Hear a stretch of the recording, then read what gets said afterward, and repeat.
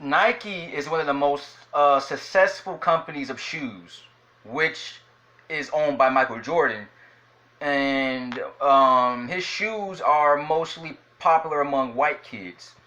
People who can afford them, usually white parents, go out and buy their white kids the shoes, and the shoes are very expensive. They're like $500, $200, $300, and the shoes are very nice, but it's not worth. I mean, you can pay a bill with that. That's a lot of money. And then you have black kids who can't, parents who can't afford to buy them shoes.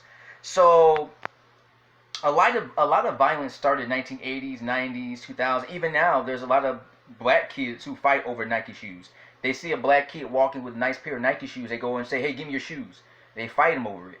And there was an incident back in 2005 when I was 14, 15 years old. When I was a teenager myself, there was a black kid who was killed, over Nike shoes. It's very sad.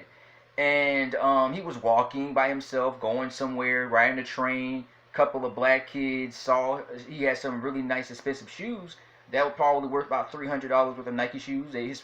So the black boys came up to him and said, "Hey, I want your shoes. Just give me your shoes. Well, give me your shoes, man. We want your shoes."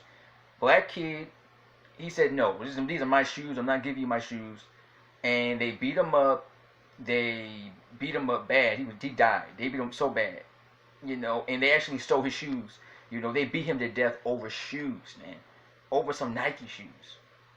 And because the shoes are so expensive, that a lot of black kids can't afford to go out and buy it. Like white kids can say, "Oh, that's nothing. I can buy my kid $600 shoes," and but black kids are poor and they can't afford shoes that cost like 300, 400, $500.